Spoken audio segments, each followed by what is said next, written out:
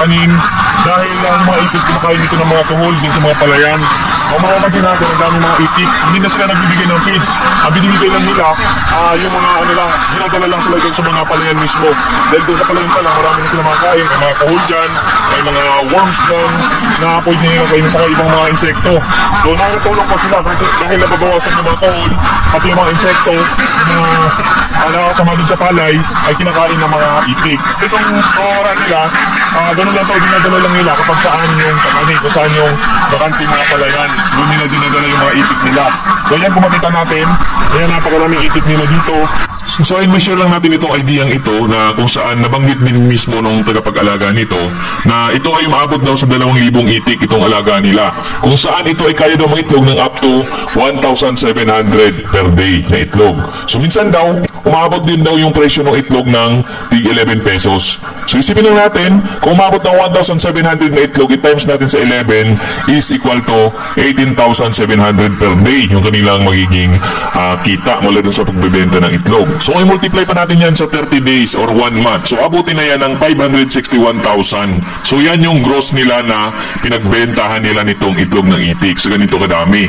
Kung saan ang kanilang pinapakain lang ay yung mga kohol dun sa mga palayan, dinadala lang nila yung mga itik sa palayan at yun lang ang kinakain ng mga itik, yung mga kohol, yung mga insekto, yung mga damo dun sa palayan na nakakatulong pa dun sa mga palayan, sa mga may-ari ng palayan. Dahil nababawasan yung mga insekto, bago sila magtanim ay yung mga palayan nila ay talagang natatanggal na yung mga kuhol at yung mga insekto. So yun yung magandang benepisyo nitong pag-aalaga ng ganitong itik kung saan ilalagay o dadalhin lang dun sa mga palayan. At itong nabanggit natin, kung maabot man ng 560,000 yung gross nila, so yung mga ibabawas dito ng mga ginagastos ay napakaliit lang dahil ang madalas dito sa itikan, ang pinakamalaking gastos nito ay yung mga feeds, yung mga patuka. Pero kung ganitong pamamaraan ang ginagawa natin, so napakalaki pa rin ang matitira sa atin na talagang magiging net income natin. Kahit na kwentahin pa natin yung nagastos natin mula nung pagkasisiw ng mga itik natin, may kapag sisiw hanggang mga 4 na buwan, hindi pa naman yan mangingitlog, so ibig sabihin yun ay gastos pa talaga, palabas pa yun. Pati yung binili natin sa itik. Sa simula, napakagastos, pero kapag ganito na malalaki na, so kaya na rin naman natin kumita ng mga ganun kalaki kapag ganito yung pamamaraan. So, posible sa pangmatagalan natin pag-aalaga, talagang may babalik pa rin yung pinangpuhunan natin sa pinakapanimula natin. So, yun yung pamamaraan nila. Pero itong ganitong pamamaraan ay hindi rin ito 100% na guaranteed na talagang kikita ka. So, kailangan mo rin ng diskarte dito. So, tulad ng mga ginagawa ng karamihan ng mga nagnenegosyo, start small muna, mag-umpisa muna sa maliit, sa kaunti muna. Para talagang masubukan muna natin muna yung pamamaraan. Dahil kapag hindi rin ikaw mismo ang gagawa nito, kung talagang hindi naman ikaw yung farmer, kasi dito sa ating ginawang computation, kapag ikaw rin mismo ang farmer, ikaw mismo ang may-ari ng mga itik.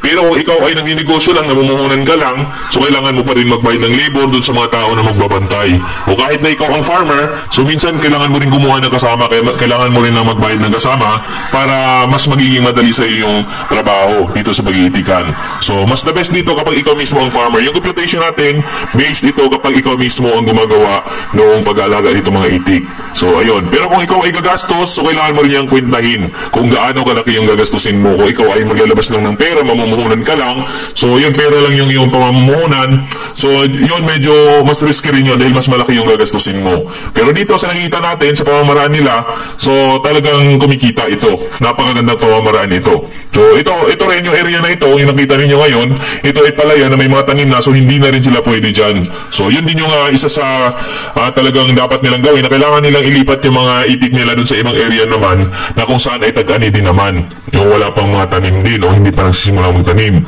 para makain ulit yung mga itik nila ng mga kuhol. At isa pa sa gastusin din nila dito ay kapag dinala naman yung mga itik nila sa ibang area, ayon pa dun sa tagapag-alaga, gumagastos din daw sila mga 11,000 sa isang biyayan pa lang kapag kamalayo yung papuntahan nito mga itik. Dahil sinasakay nila ito sa mga truck para makarating naman sa ibang area ng mga palayan. So pag dito, kasi madalas sa isang area ng mga nagtatanim ng palay, kapag may nag-start na dyan, lahat na yan, sunod-sunod na yan, sabay-sabay na nagtatanim yan. Kaya wala ka ng paglalagay ng itik mo. Kaya kailangan mo na namang lumipat ng ibang area.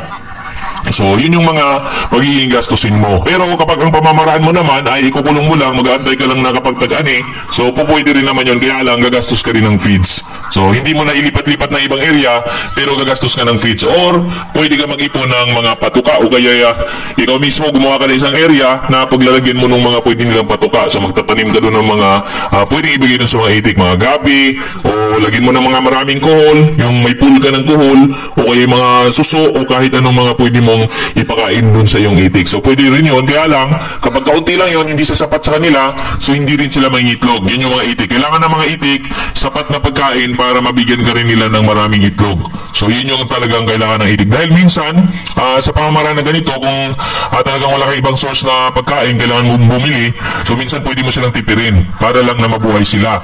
So yung tipirin mo muna bago mag-tag-ani ulit, so pwede naman yun. Kaya lang pag tinipid mo, yun nga lang, hindi talaga sila nangitlog.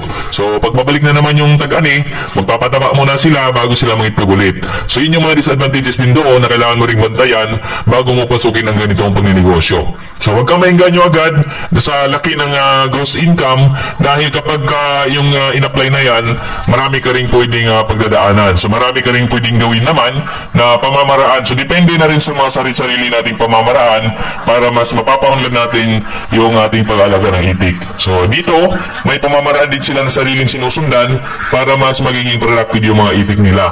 So yun yung palipat-lipat nila ng iba-ibang area. So itong itikan na to ay nadaanan lang din namin, kaya nagtanong lang din tayo ng mga ilan sa mga tips na pwede natin makuha dun sa mga nag-aalaga nito. So napakaganda rin ang pag-aalaga ng ganitong itik pala, lalo na kung ganito yung mga itik natin, ganito kalulusog. So ako mismo habang nagkita ko, naiinganyo din ako na mag-business ng ganitong klaseng negosyo, na kung saan papakainin lang natin sila dyan ng mga pagkain na available lamang sa paligid. Dahil dati, na-try din namin ito. Na-try din namin na gawin ito na mag-alaga ng mga itik na kung saan binibigyan lang din namin ng mga available resources. Minsan, pinapakawalan namin sa palayan kapag tag-ani, pero kaunting itik lang yun, kaya hindi namin naramdam. Pero, habang tumatagal, kasi talagang minsan mahirap din na maglaga ng itik, kailangan rin silang bantayan lagi. Dahil pwede rin makasira sila ng mga pananim, kung meron mga existing na pananim yung mga kapitbahay natin, so pwede rin nila masira. Kaya kailangan kapag pinapakawalan natin sila o nagiging free rin sila, kailangan din natin silang bantayan, kailangan din natin silang tingnan na talagang hindi sila makakasira. At ayun, tulad ng nabanggit natin, based on experience din namin noon dito sa mag-alaga ng itik, kapag gano'n na tagtanim na, meron ng mga pananim na palay, so talagang kinukulong na namin yung mga itik. Pero ang pinapakain naman namin noon ay yung mga pakain na galing doon sa palayan din. Kapag nagani kasi, meron dyan matitira ng mga reject na palay, so yun din yung binibigyan namin doon sa mga itik namin. Kaya lang, hindi sila nangingitlog, lalo na kung kulang, kung hindi naman sapat yung maibigyan natin pagkain. Hindi tulad ng pinapakawalan sila dyan na talagang nakakain nila lahat, talagang nakukuha nila lahat ng sustansya na kailangan nila. Kaya nangingitlog sila tuwing kapag tag-ani na, kapag kawalan ng mga palayan dyan sa area na yan. So yun yung isa rin sa napakaganda dito sa pag-alaga ng itik, dahil harvest lang din tayo ng harvest ng itlog. Mga itlog rin sila pag dalawin na sila dito sa kaan. Anong mga basakan nga bulang tinabod? Anong kuha na ng magabi pag-uwi video? Kung magabi, pagka kanang adlaw, manggawas na sila yung mga basakan, gawas na mga kayo. Masa orasan na nagpapakausa? Alas 5:30. Alas 5:30? Hipos sa mga alas 4:30 po. Alas 4:30 hipos sa Manila. Tapos pagkabuntag na po na, mag-harvest ulit po ka ng buntag? Alas 2. Mga alas 2. Alas 2 sa kadlaw dito? Oo. Sa yung buntag. Diyan ang mag-harvest ulit nila? Alas 4 na buntag. Ipid pag sila pagkabantayan talaga sa pure page dito sa gawin mo. Pataap na pure page marami mag-feeding na kung unaw. Grabe yung trip nyo, kapit 700,000.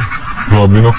Gano'n dito, pag income ano, pag itlog na, limpas na dito na mo kapin sa bulan. Kaya dismil kong kapin o kapinta. Dismil ka mo? Dismil ko sila ang kuhan, kapin city. Mahal mo itlog, kapin siya mo po kapit sa bulan na yun. So ayun po nabanggit mo ng halaga ng itik na talagang malaki talagang diferensya kapag feeds ang kanilang binibigay compared sa talagang hinahayaan lang nila yung mga itik dito sa mga palayan na kung saan wala pang mga tanim. So yun yung napakaganda din. Nasubukan daw nila dati na talagang nag-feed sila, sobrang laki din daw ng nagagastos nila. Pero so far, nababawi din naman daw nila agad nung binalik na ulit nila yung mga itik nila sa ganitong sistema. Kaya talagang okay pa rin yung kanilang income. Dahil tulad ng nabanggit ni Sir Jeron, umaabot daw sa 1,700 na piraso ng itlog ang kanilang na-harvest mula dito sa 2,000 nila na itik. Kung saan minsan daw umaabot sa 11 pesos yung benta nila ng itlog. Kaya napakaganda pa rin naman ng income dito sa pag-alaga nila ng ganitong klaseng itik at sa kanilang pamamaraan na ito. So ayun po, yun na po yung mga natin natin itong mga itik na napakarami dito.